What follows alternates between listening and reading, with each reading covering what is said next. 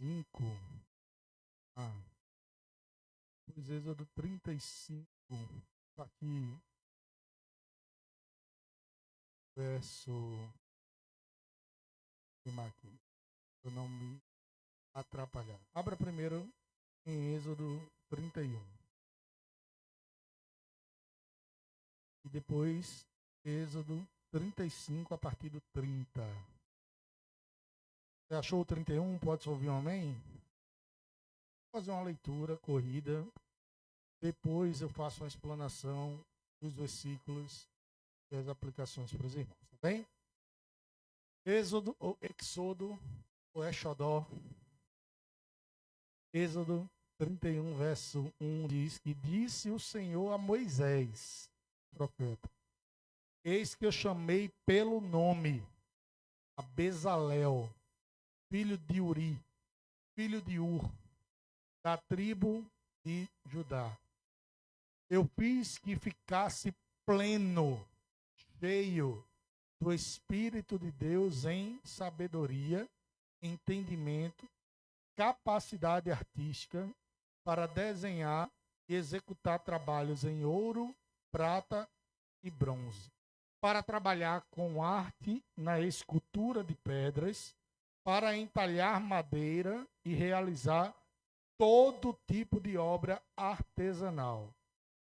Eis que eu estou enviando a ele por companheiro a Oliabe, filho de Aizamaque, da tribo de Dan, com a missão de cooperar com Bezalel em tudo. Da mesma forma, capacitei todos os artesãos para que executem tudo quanto tenho orientado-te para realizar. E aí Moisés ouve do Senhor o que é que Bezalel e Aholiabe deveriam fazer. Lição de casa, verso 7 até o verso 11, você vai ler o que é que esses dois deveriam fazer.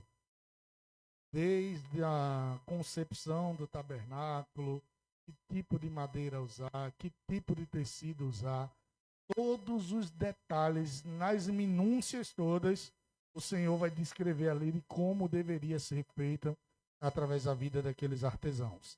Abra agora Êxodo 35, a partir do verso de número 30, e a palavra diz assim: que anunciou, pois, Moisés aos filhos de Israel: vede, o Senhor escolheu e convocou Bezalel, filho de Uri, neto de Ur, da tribo de Judá, e o encheu do Espírito de Deus, capacitando-o plenamente com talento e habilidade artística para projetar, desenhar e executar trabalhos em ouro, prata e bronze, para cortar e lapidar pedras preciosas e entalhar madeira para todo tipo de obra artesanal. E o Senhor concedeu tanto a ele como a Aholiabe, filho de Aizamaque, da tribo de Dan, a habilidade de ensinar aos outros. Verso 35. Encheu-lhes, portanto, o coração de sabedoria para realizar todo tipo de obra como artesãos, projetistas, bordadores de linho fino, com fios de lã, azul celeste, roxos, vermelhos e como tecelões, hábeis em toda espécie de trabalhos e exímios desenhistas de projetos. Qual é a diferença dos dois textos? No primeiro, Deus está falando com Moisés e mandando Moisés chamar Bezalel e Aholiabe e dando o detalhamento de como deveria ser a concepção do tabernáculo. Agora já não é mais Deus, no capítulo 35, falando com Moisés. É Moisés falando com o povo aquilo que ele ouviu da parte do Senhor e trazendo ainda mais detalhes. Você notou, cada especificidade que Deus deu a Moisés e ordenou para que dois homens específicos, filhos de pessoas específicas, neto de pessoas específicas, de uma tribo específica. O nível de detalhamento que o Senhor trabalhou com eles. Em um caso, Deus projetou. No outro, Moisés, ouvindo a voz do Senhor, ordenou, se alguém quiser pegar um pouco mais pesado, que aqueles homens seguissem à risca o que o Senhor estava mandando fazer. Antes de começar a explanação dessa palavra, eu queria orar junto com você. Se você puder fechar seus olhos, nós vamos orar. Pai, muitíssimo obrigado pela tua mensagem. Ela tocou o meu coração, Senhor. Tem tratado comigo e eu espero também que trate com a tua igreja amada. O Senhor é um Deus que está disponível para encher teus filhos com o Espírito Santo. Quer filhos que sejam comprometidos, Senhor, com a tua obra, em fazer o melhor para ti. Nós não entregamos o resto, Senhor. Nós entregamos o nosso melhor, a nossa vida, o nosso tempo, o nosso caráter, os nossos recursos. Eles estão todos em tuas mãos. Que possamos, então, estar sensíveis ao teu Espírito e entender o que é que o Senhor quer para a tua obra no tempo de hoje, em nome de Jesus. Você pode dizer amém? Nós vivemos dias em que muitas pessoas querem ser usadas por Deus. Eu ouso dizer que vivemos um tempo em que muitas pessoas são usadas por Deus. De maneira maravilhosa, de maneira tremenda. Eu pude testemunhar homens e mulheres sendo usados por Deus nas mais variadas situações, nas mais variadas manifestações e possibilidades de ministérios e dons. Falou um pouquinho disso no acampamento. Desde o ministério pastoral, missional, eclesiástico, que é o ministério apostólico, ou administrativo, ministério da palavra, do ensino, ou pessoas usadas no dom, seja aqueles dons descritos lá na carta de Paulo aos Coríntios, dom de sabedoria, dom de conhecimento, dom de fé. E a fé é um dom de Deus. Ele distribui cada um conforme seu beneplácito, sua vontade. Ele vai distribuindo porções de fé e nós vamos alimentando aquela fé em nossos corações. E não existe uma fé maior, melhor. Se tiveres uma fé do tamanho de um grão de mostarda, dirás a esse monte, sai daqui e vai para ali, e assim acontecerá. De um grão de mostarda.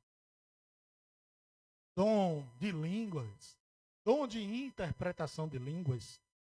E aqui eu falo que os dois estão interconectados. Não existe dom de línguas sem manifestação da interpretação de línguas. Eles são interligados. Paulo fala sobre isso. Mas as pessoas também são usadas em seus talentos. Elas também são usadas em suas vocações. Homens e mulheres que são professores, por exemplo, e disponibilizam a sua vida para ensinar na casa de Deus. Não é um dom descrito lá em Coríntios. Mas a pessoa está usando da sua vocação para servir a obra do Senhor. Mas apesar de muitos quererem, ou até mesmo muitos serem de fato usados pelo Senhor, poucos são os que querem ser formados pelo Senhor. Porque ser usado pelo Senhor, sem ser moldado por Ele, é o mesmo que nada.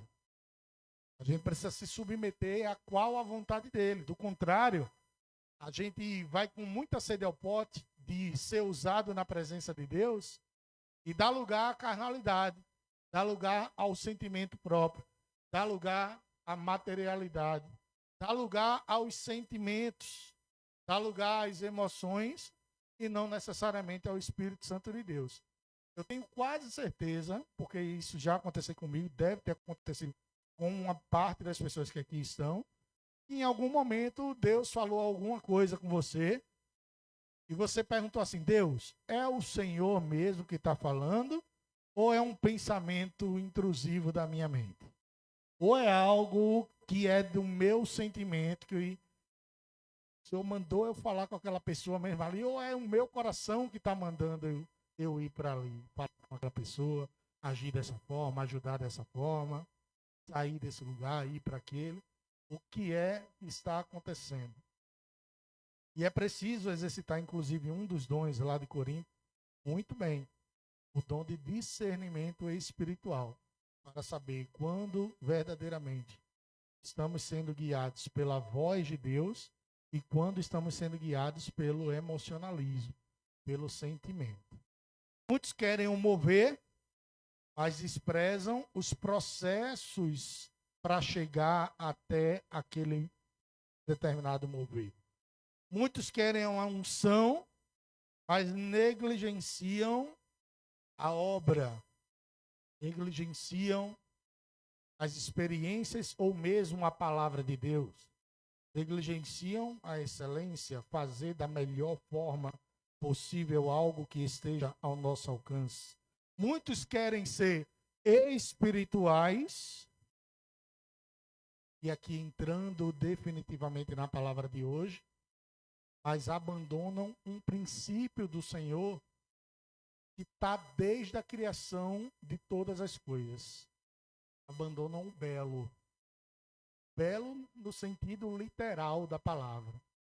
Coisa bonita, esteticamente agradável aos olhos, audivelmente agradável aos nossos ouvidos.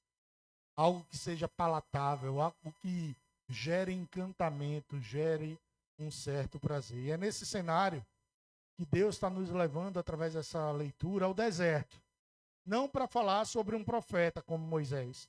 Não para falar com um sacerdote ou sobre um sacerdote como um Arão. Deus nos leva até o deserto para falar da vida de dois homens pouquíssimo falados nas Escrituras. Porém, que existe uma grande unção de Deus sobre a vida deles e um grande ensinamento para cada um de nós. Deus nos leva a essa leitura e ao deserto para falar sobre a vida de Bezalel e a vida de Aholiabe. Quem aqui já ouviu falar em Bezalel? Bezalel? Bota esse nome no seu filho. Ah, não quer? Bota Aholiabe. É mais bonito. Né? Começa com A. Não lembra não, que eu já lembrei da gincana lá. Poxa, bicho. É livro que começa com a letra J, tá? O outro, sei lá, Genésio. Meu Deus. Foi? Aí o outro já foi, né, para os apócrifos. Deus nos leva ao deserto para falar sobre esses dois homens. E eu queria falar alguns pontos de destaque sobre a vida desses homens e como eles devem ser referências para a igreja do Senhor. Coloca aí, por favor. Êxodo 31, 2. A primeira característica, primeiro, sobre a vida de Bezalel, que é o principal artesão, e que se aplica também à vida de Aholiabe, e que deve servir também às nossas vidas, é que eis que chamei pelo nome. Deus conhece seu filho. Bezalel, filho de Uri. Olha como Deus é específico. Filho de Ur. Ele é filho de Uri, neto de Ur. Ele é da tribo de Judá. Deve ter outros Bezaléis. Talvez na tribo de Dan. Talvez na tribo de Naftali. Mas na tribo de Judá, Bezalel, filho de Uri, que é neto de Ur, eu acho que só deve ter um. Você entende agora quando Números começa a dizer um por um? Quando eu comecei a ler a Bíblia nas primeiras vezes, bolão, fiquei... Cara, ler essa parte de Números, repetindo toda hora. E fulano gerou ciclano, que gerou fulano, gerou Beltrano, e viveu tantos anos, e teve uma penca de filho, porque esse povo aí não tinha TV na época. O negócio era fazer menino. Só que Deus está sendo bem específico. E ele diz assim, ó. Além de ser uma pessoa específica, eu fiz com que ele ficasse pleno do Espírito de Deus. Cheio do Espírito de Deus. Você sabe quem é a outra pessoa antes de Bezalel que a Bíblia diz que tinha o Espírito Santo de Deus? Somente Adão. No meio dessa história passou Abraão. No meio dessa história passou Isaac. No meio dessa história passou o bandido do Jacó, que se transformou em Israel. No meio dessa história passou José. 400 anos de José até Moisés nascer. Moisés não é chamado de cheio do Espírito Santo de Deus, mas a Bíblia diz que em Adão houve o Espírito, ruar, a palavra. O Espírito, o fôlego de vida, tomou a vida de Adão e ali ele caracterizou-se como humano, dotado de Espírito. E somente outra pessoa que vai dizer que foi plena, cheia do Espírito Santo de Deus, Bezalel. O pai da fé não aparece. Ele devia ter o Espírito Santo de Deus, não tenho a menor dúvida disso. O cara teve a honra de encontrar Melquisedeque, aquele que Jesus depois ia dizer que era sumo sacerdote real da ordem de Melquisedeque. Eu não tenho dúvida que ele era. Mas a Bíblia não relata com todas as letras. Abraão era cheio do Espírito Santo. Moisés era cheio do Espírito Santo. Mas diz que Bezalelzinho, aquele que a mãe olhou assim para ele quando ele era pequeno, esse menino ainda vai ser um Bezalel. Esse menino ainda vai ser um artesão. Esse era cheio do Espírito Santo de Deus. Meu irmão, não menospreze o desconhecido da casa do Pai. Não menospreze o menor da casa do Pai. Qualquer um de nós, bastando o Senhor ter vontade disso, e nós buscarmos, é capaz de ser cheio do Espírito Santo de Deus.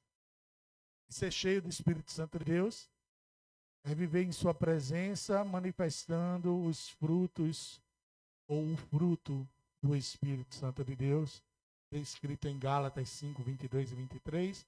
Você pode ler em casa também como uma segunda parte. Segundo quesito da sua tarefinha de casa. Gálatas 5, 22 e 23.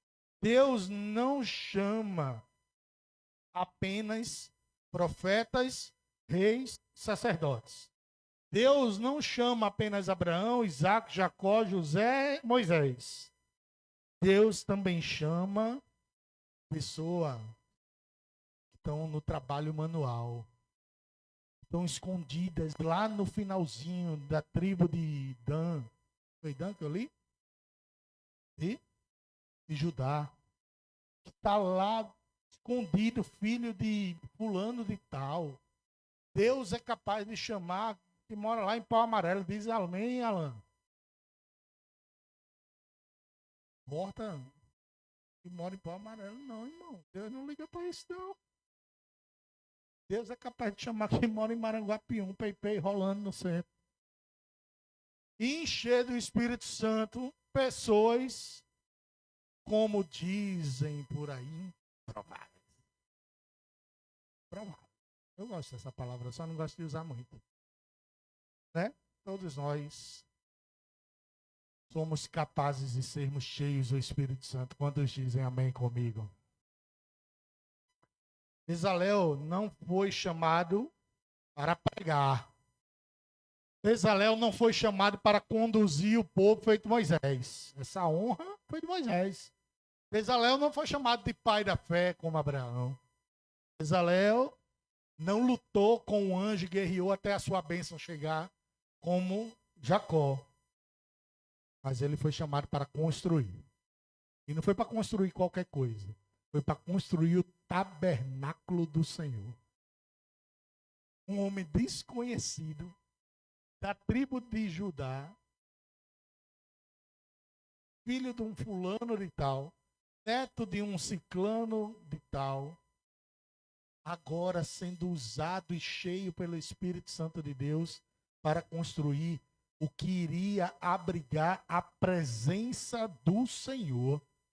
Porque a presença do Senhor, na época daquele povo, era através do tabernáculo, com o Santo dos Santos, o Santíssimo Lugar, com o sacerdote entrando com suas indumentárias, oferecendo sacrifício como propiciação e expiação do pecado dos homens, Uma vez por ano ele entrava naquele tabernáculo, a glória de Deus se enchia, era naquele lugar onde estava a arca da aliança, e dentro da arca os três elementos, a vara que floresceu de Arão, o maná do deserto e as tábuas, primeiramente as originais, e depois a segunda leva de tábuas, já que Moisés se invocou e quebrou as primeiras, estão dentro da arca da aliança, e é responsabilidade de um fulaninho de tal, cheio do Espírito Santo de Deus, o construtor de onde Deus iria habitar. É responsabilidade de uns fulaninhos de tais, nós, tocar a obra do Senhor e ser representante de Jesus e serem chamados embaixadores de Cristo. Porque onde nós chegamos, nós representamos Jesus. Você percebeu isso? Onde você chega, você é embaixador de Jesus. Quando você está no local, você está representando o Rei dos Reis. E fulano de tal que... Estou inflando um pouquinho o seu ego hoje, viu, irmão? Você não é só fulano de tal, não. Respeito. Opa, Senhor fulano de tal. Cheio do Espírito Santo de Deus. E capaz de representar o Senhor nessa terra, pregando o Evangelho, conforme Mateus 28 nos ensina. Ir por todo mundo e pregar o Evangelho. Mas Deus não chamou Bezalel para ficar só. Deus levanta um ajudante. Deus gosta dessas coisas, né? Não é bom que o homem seja só. Far-lhe-ei uma adjuntora. E essa será osso dos seus ossos, carne da sua carne. Será chamada de mulher. Porque nasceu da costela do homem. O homem a dominará. A história toda, né? A gente já conhece. Deus gosta de uma duplinha de dois. Paulo e Silas. Os filhos do trovão. João e Tiago. Né? Pedro e Paulo brigando, mas agindo conforme a vontade de Deus. Tássio e Aquiles. Jean e Marcela, Maurício, Sandra, Sandraque e Abidenego. Sandraque, não é Sandraque, é Sandraque, viu? A partir de hoje, rebatizamos que nem o povo de Israel fazia, mudava de nome. Deus chama Bezalel e levanta a Oliabe, que nome bonito. Mas não chama a Oliabe como figurante, mas ele chama como cooperador do propósito de Bezalel. E aqui está uma verdade, meus irmãos, que muitas vezes é negligenciada e esquecida por muitos. O chamado não é sobre uma posição, mas sobre a nossa função no reino de Deus. O chamado de Bezalel era liderar o artesanato do tabernáculo. E o chamado de Aholiabe era ajudar Bezalel. Mas quem disse que Aholiabe estava triste porque era o ajudador? Ele se sentia privilegiado de poder dizer, tem um ali cuidando. No dia que ele faltar, na escala 6x1 dele, sei lá, 5x2, sei lá como é que ele trabalha na escala dele. Devia ser 6x1, né? Porque descansava no 7º dia. Judeu é assim, né? Eu estou aqui para assumir a parada. E se ele precisar de alguma coisa para fazer a asinha do querubim, da tampa da arca da aliança, eu estou aqui para ajudar. Eu sou um privilegiado, porque o reino de Deus não é sobre posições. É sobre o quanto nós estamos disponíveis para exercer alguma função nesse reino. Ainda que essa função não pareça ser a mais atrativa. Pastor Anderson Silva, a qual eu tenho, ao mesmo tempo, uma admiração e algumas restrições, mas ele fala algumas verdades, por muitas vezes. Aquele pastor todo tatuadão. E ele diz assim, alguém tem que fazer o trabalho sujo na igreja. Trabalho sujo, literalmente. Limpar a igreja. Alguém tem que desfazer o que fizeram hoje lá no acampamento. No banheiro. Masculino. Do lado direito. A pessoa daquela já está muito perto de ver Jesus. Há uma situação, Sandra, seríssima. Está muito perto de ver Jesus. Está com o olho de Tiago. Tem condições mais de estar vivendo numa terra dos viventes. Está pior do que o Vale dos Ossos Secos, um camarada desse. Foi tu não, foi Andinho? E tu aprontou esse final de semana, viu? Foi. É.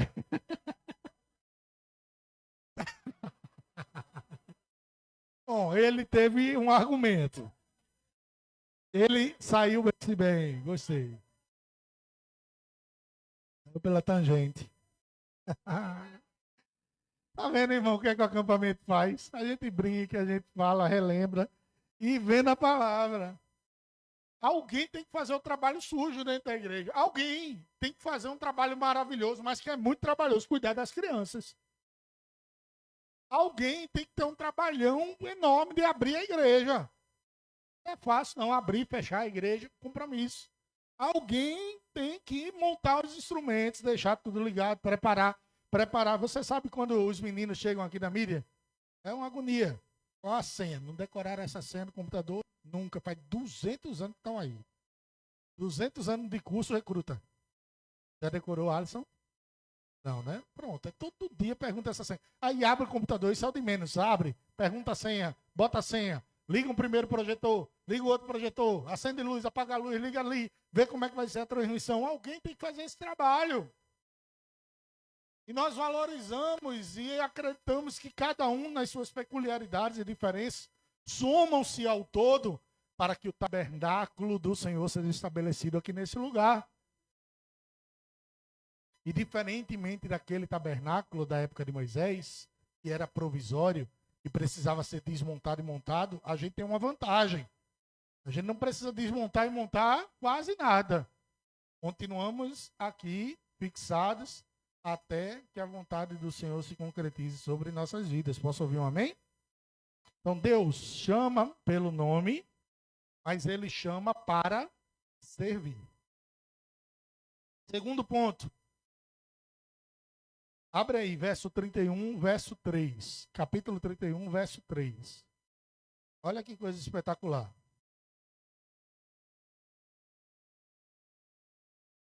Eu fiz com que eles ficassem cheios do Espírito Santo. Em quê? Em sabedoria, entendimento, capacidade artística, vírgula, para desenhar, executar trabalhos de ouro, prata e bronze, para trabalhar com arte na escultura de pedras, para entalhar madeira e realizar todo tipo de obra artesanal. Você acha que as obras de arte da FENEARTE são caras por quê? Porque elas são artesanais. Diferentemente de um modo de produção industrializado, lembrei das minhas aulas de história, Revolução Industrial. Diferentemente de um modo industrializado, você assistiu lá o Chaplin, em tempos modernos, não era? Fazendo lá o serviço dele, repetindo tudo, em grande escala, em grande produção. Todo mundo tem um carro parecido, igual. Não há personalização, é tudo muito igual. O artesanal, não. É o cara sentado lá na roda.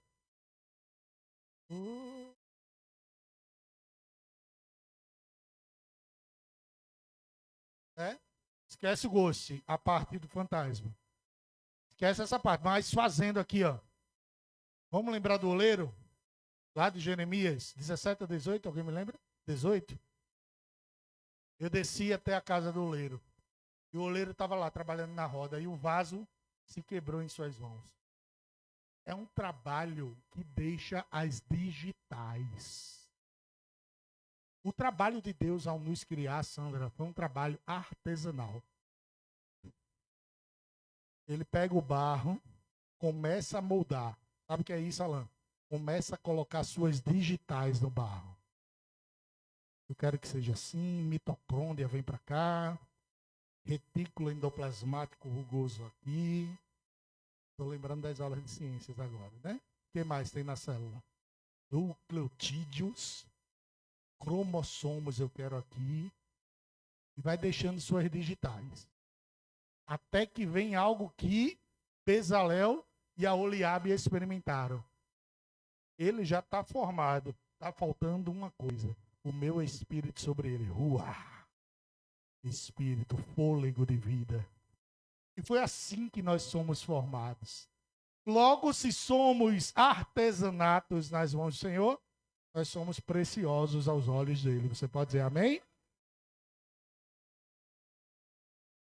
Eles são capacitados pelo Espírito Santo de Deus. E quando o Espírito Santo de Deus capacita uma pessoa que já tem uma habilidade, porque eles já eram artesãos, mas agora dotados do Espírito Santo de Deus, sua capacidade foi potencializada.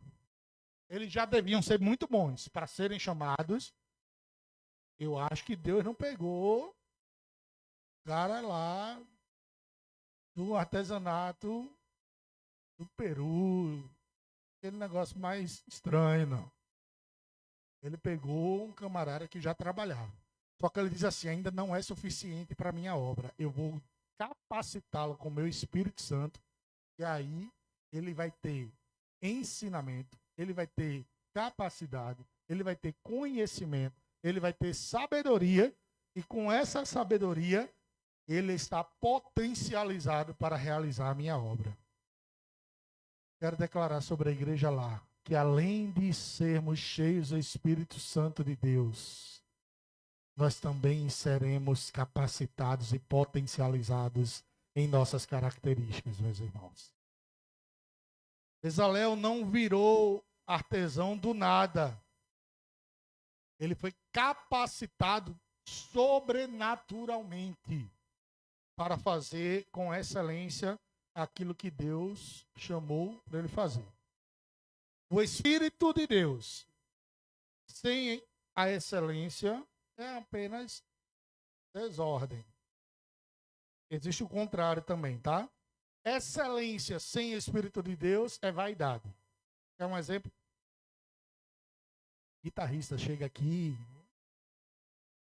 começa a fazer seu solo de guitarra.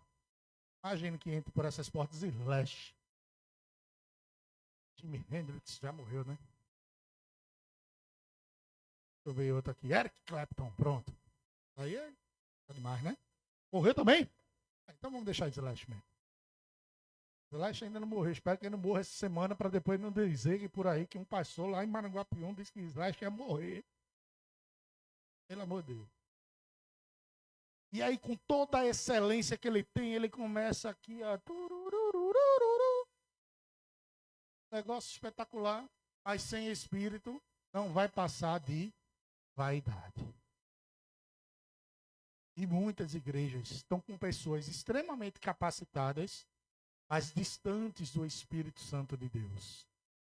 Louvor, na mídia, na cafeteria, na recepção, das crianças. Talvez o melhor professor do mundo está naquela igreja, mas ele ainda não deu lugar para que o Espírito Santo de Deus o enchesse e ele fosse potencializado para pelo menos ele ser usado e colocar a sua vocação, o seu dom e seu talento à disposição do reino de Deus. Você está à disposição do reino de Deus? Vou perguntar de novo. Você está à disposição do reino de Deus? Glória a Deus, meus irmãos. Então, estamos aptos a sermos cheios desse Espírito e potencializados em nossa obra, sem que isso gere vaidade ou desordem nos nossos cultos ou em nossos corações. E aqui eu vou fazer um grande parênteses. Deus se importa com os detalhes. Deus se importa demais com os detalhes. Note que quando ele faz a criação angélica, é muito detalhado.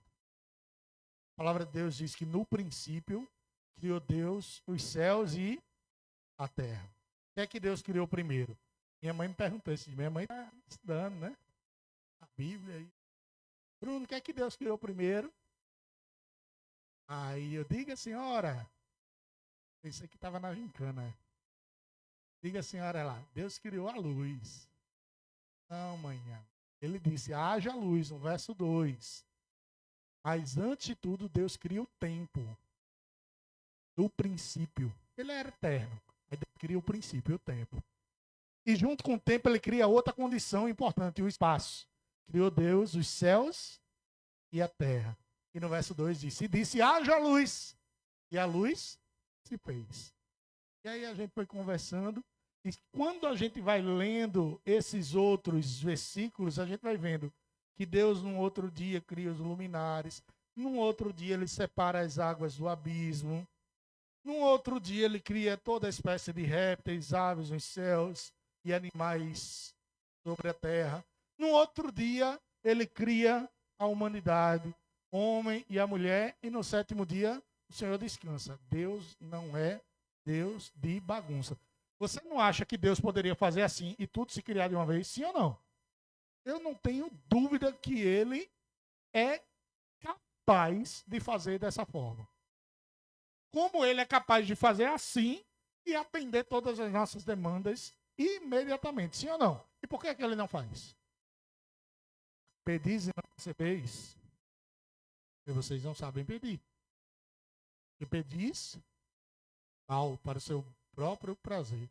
Deus poderia, a gente é confrontado, né? Na universidade eu fui muito confrontado. Acredita num Deus que permite guerra.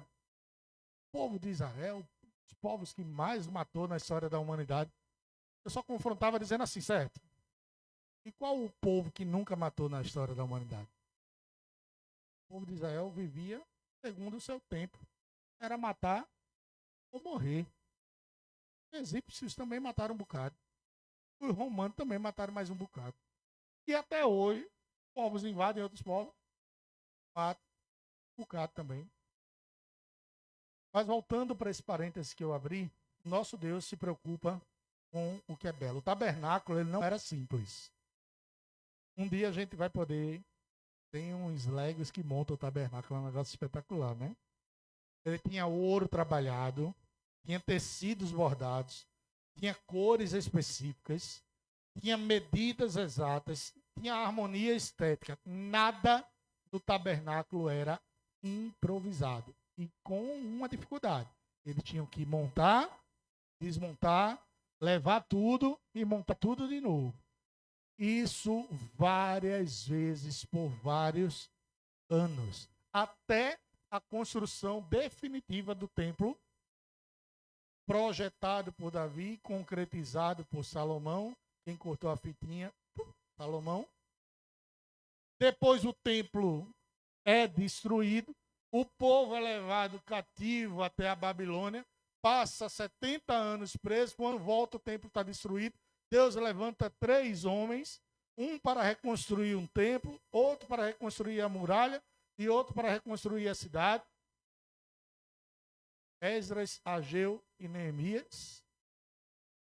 E mesmo um novo templo sendo formado, e não sendo tão bonito quanto o primeiro templo, o cuidado do povo de Deus foi tão grande que a gente conhece aquele versículo que diz que a glória da segunda casa foi maior do que o da primeira.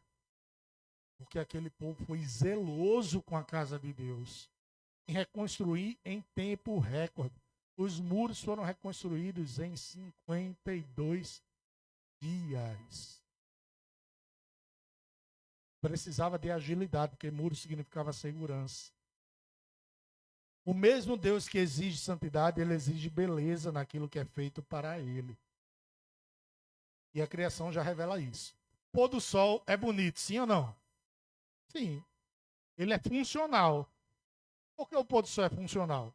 Porque é ele que nós baseamos para determinar o que é dia e o que é o início da noite. Final da parte do dia e início da noite. Isso é a função. Mas, ao mesmo tempo, ele é extremamente funcional. As flores são funcionais, sim ou não? Sim. Então, através delas e os animais que utilizam do seu pólen, que esse pólen é espalhado, novas plantas se formam, extremamente funcionais. E aquela formação de novas plantas faz com que gere o oxigênio que é a base da nossa existência biológica.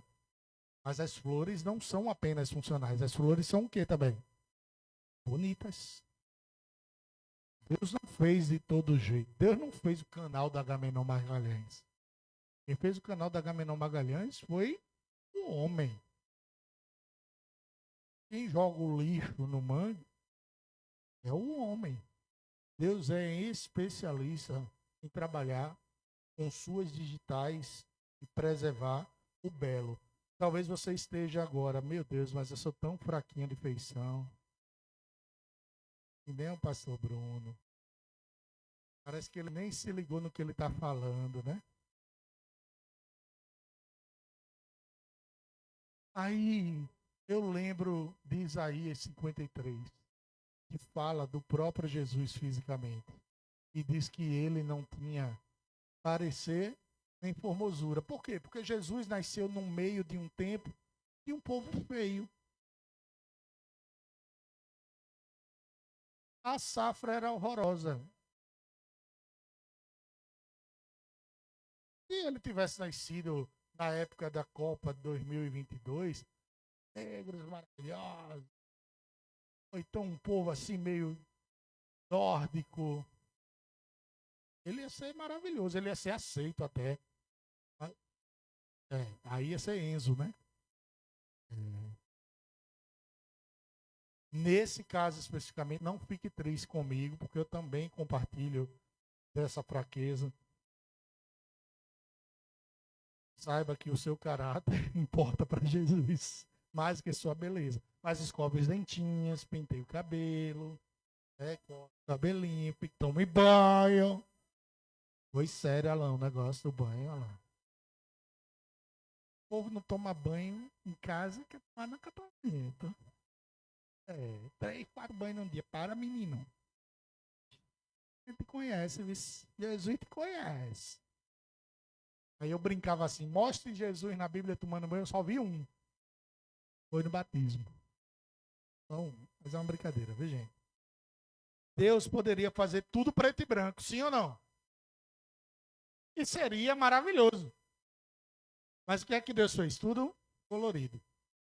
O diabo é especialista em se apropriar das coisas de Deus, velho. Que negócio nojento aquele camarada é. Quem criou o arco-íris? Foi o diabo, foi. Deus. Ele enviou um dilúvio para a terra. E como sinal de que nunca mais ele destruiria a terra sobre águas, ele cria um símbolo nos céus. O arco-íris. Nos tempos modernos, a igreja tem medo de usar arco-íris. Menos a Deus é amor. Deus é amor, tá lá. Só tem 3 cores o arco-íris dele, mas tem lá. Com medo de usar, porque o diabo se apropriou de um elemento que Deus criou. E como ele é enganador, porque o nome dele é Satanás, enganador, a gente fica com medo. Vou botar um arco-íris aqui no EBF do Espirrar. Aí vai dizer, é festa, não sei o quê. Não. Quem criou o arco-íris foi Deus, porque o nosso Deus é o maior artesão e o maior pintor que já existiu nesse mundo. Claro, se a gente tiver abertura para explicar para o povo, melhor ainda, né? E ainda dentro desse parênteses, que foi longo,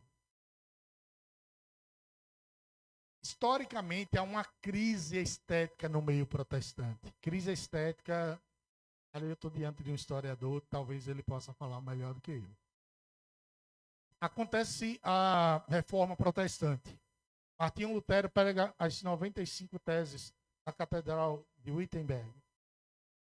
E dentre as reformas propostas, ele fala sobre iconoclastia, que é sobre a questão de imagens.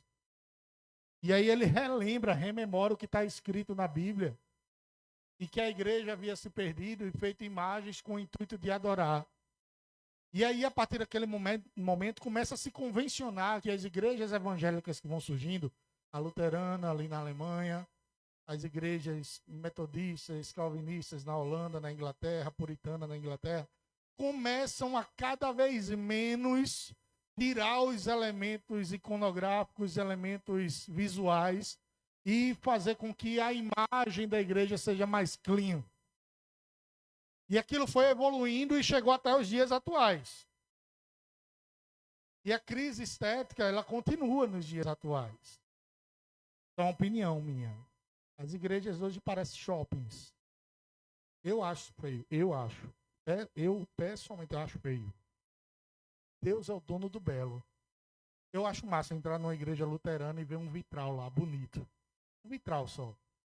Contanto que o intuito dele não seja adorar a imagem do vitral, qualquer que ela seja. Às vezes alguns mosaicos, alguns vitrais são apenas imagens, não é nem uma imagem conceitual, assim, é um negócio aleatório. Uma imagem sobre a outra que forma algo e você vai lá interpretar aquilo. Nós, protestantes, temos muitas dificuldades em lidar com a arte. Muita dificuldade. Claro, mais uma vez, o diabo muitas vezes tenta subverter a lógica da arte e apresentar coisas que são absurdamente intoleráveis.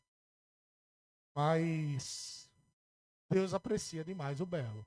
Deus aprecia, Ele gosta das coisas que são esteticamente simétricas, bonitas, apresentáveis, né? E eu estou falando de arte, e você está pensando em algo visual, isso se aplica ao audível também. A música brasileira gospel empobreceu absurdamente nos últimos 20 anos. Eu mandei esses dias no grupo do Louvor um arranjo lá do Diante do Trono. Claro, não buscando comparar nada. Mas o que os camaradas faziam há 20, 30 anos atrás não é feito mais hoje. Você pega 3, 4 notinhas, tem um lengo, e fica naquilo. Começa um mantra. Nada contra essa música específica que eu vou dizer agora. Eu já vi igreja em que o camarada passa 30 minutos. E caio em tua graça. E caio de novo em tuas mãos. Só que cantar isso é maravilhoso. Cantar isso por 30 minutos é um mantra. Não está fazendo nada. Eu não acho que Deus já olhou assim, menina, já entendi que tu recai em minha graça. Eu já percebi, canta outra coisa. Pelo meu amor, usa aquilo que eu te dei e ainda te enchi do Espírito Santo para você ser capaz de fazer algo maravilhoso. Nada contra o worship, gente, nada. A gente toca o worship aqui também. Mas, comparado a outros momentos da música gospel brasileira, é de uma pobreza. E mais, diz assim, muitos defensores de algo assim mais repetitivo. Olha, agora a glória está sendo de Deus. O camarada Juninho Afran fazia lá o solo. Aquilo ali era os homens. Pega o DVD de Vinearde e vê quantas músicas o DVD de 2003, 2004 de Vinearde. As músicas tocam até hoje nas igrejas. Congregacionais, a igreja toda domina. Cristocêntricas apontam para Jesus. Hoje a gente quer cantar música para nós mesmos. Só quem tem raiz suporta o que eu suportei. Está exaltando Deus, gente. Não está exaltando Deus. Você está exaltando a si mesmo. E ainda adorar. Eu sou o cara. Como se nada tivesse acontecido. E ainda adorar. É sobre mim, adore a mim. Estou falando desse exemplo. A Sara Farias tem outras músicas que são belíssimas, cristocêntricas. Mas o pessoal perdeu o crivo, não apenas do que é belo, mas do que aponta verdadeiramente para Cristo. E a nossa vida integralmente precisa apontar para Jesus. Posso ouvir um amém? Nós jogamos fora os ídolos, nós jogamos fora também a beleza. O mesmo Deus que condena a idolatria é o Deus que mandou esculpir 2 querubins na tampa da Arca da Aliança. Parece contraditório, né? Você já se perguntou isso? Não farás imagem de escultura. Será que entra em contradição de, ei, faz 2 querubins e bota assim, ó, na tampa da arca? Qual era o intuito do não farás? Para não idolatrar. O intuito do querubim não era idolatrar. Era apenas simbolizar a glória de Deus que estava manifestada na arca da aliança, nos 3 elementos que eu já falei. A vara de Arão floresceu, o maná dos céus, que era enviado diariamente ao povo de Israel, e as tábuas novas que Moisés entalhou com os 10 mandamentos. O problema nunca foi a arte, gente. O problema é o coração idólatra. Calvino dizia que o coração do homem é uma fábrica de ídolos. E é verdade. Nós temos a capacidade de fabricar ídolos assim, ó, muito rapidamente. Nosso filho, nossa esposa, nosso trabalho, um cantor, uma igreja, um pastor, o dinheiro. A gente fala muito de idolatria dos nossos amigos e irmãos católicos, mas a igreja evangélica é muito idólatra. Extremamente idólatra. Não é pouco, não. É muito.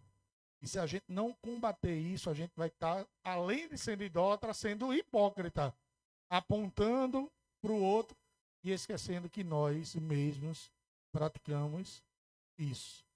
Deixa eu dizer um exemplo aqui para você, bem prático. Eu não estou botando o dedo na ferida.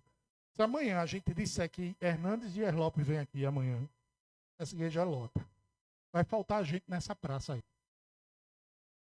Mas tu acha que é porque Hernandes prega muito? E ele prega muito. Eu não tenho a menor dúvida. Mas muita gente vai dizer que é porque Hernandes Dias Lopes. Pensa de Aquiles Nascimento? Prega a palavra tanto quanto Hernandes. Esse negócio de Edivaldo Júnior Junião, esse negócio de Lamartine Brainer.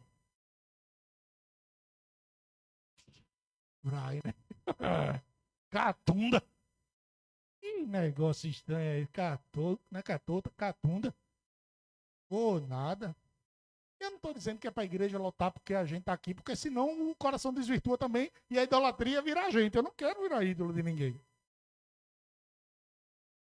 Mas entendam que muita gente está com o coração nas pessoas e não na palavra de Deus. É verdade, sim ou não? Ele disse assim: amanhã vem Augusto Nicodemos aqui. Oxe, meu irmão. O bicho, essa galera aí vai vir outro louvor. A gente vai ficar assistindo. Vai ficar, que massa. O louvor foi massa. Quem é aquele povo ali que eu não conheço? Que bênção. Se um dia a gente puder trazer, a gente vai experimentar isso, né? Vai trazer. Eu soube que Augusto não cobra nada. Só diz assim, ó, eu quero dormir na casa de algum irmão. Pode me dar a mesma comida daquele irmão. Eu não quero hotel nem nada. Tem caba que não é assim não, viu? Tem caba tem que ir para Moaras. Sei do que eu tô falando, viu? Tem que ir pra...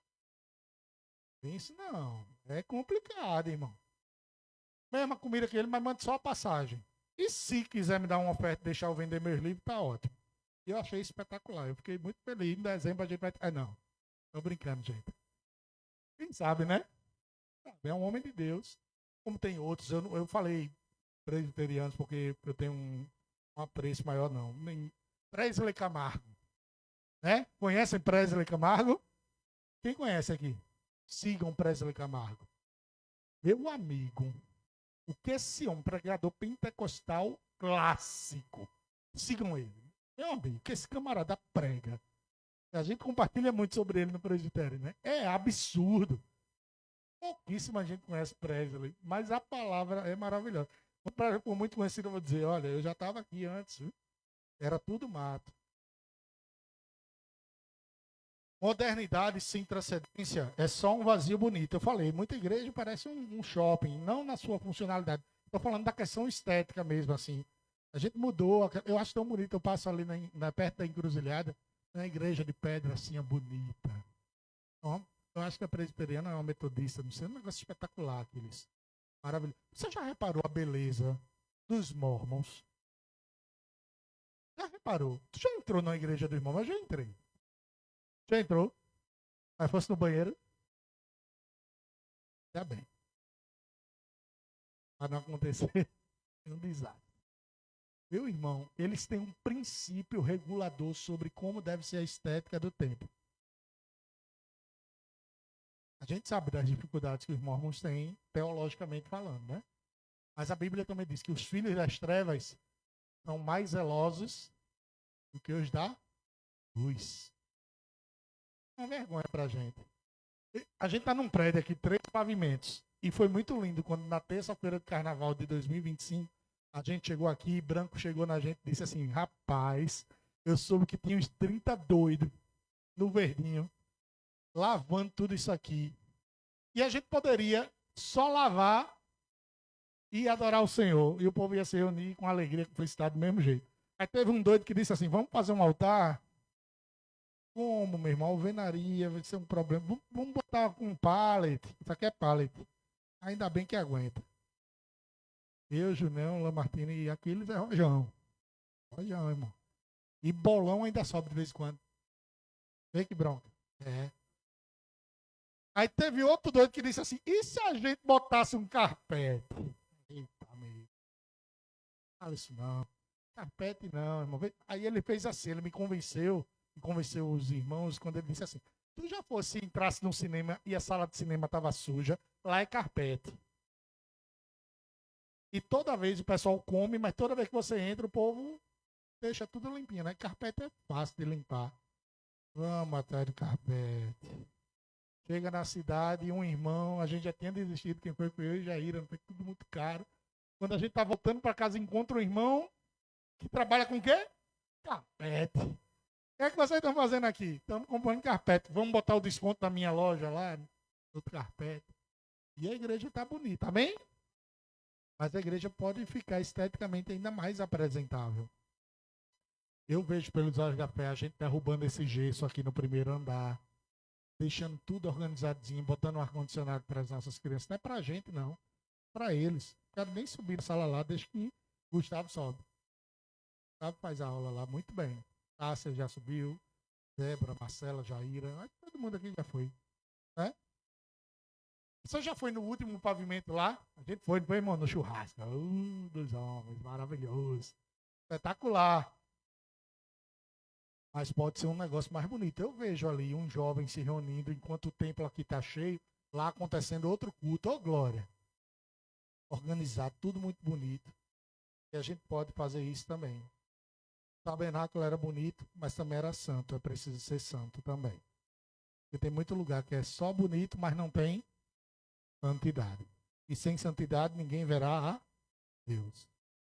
Terminando.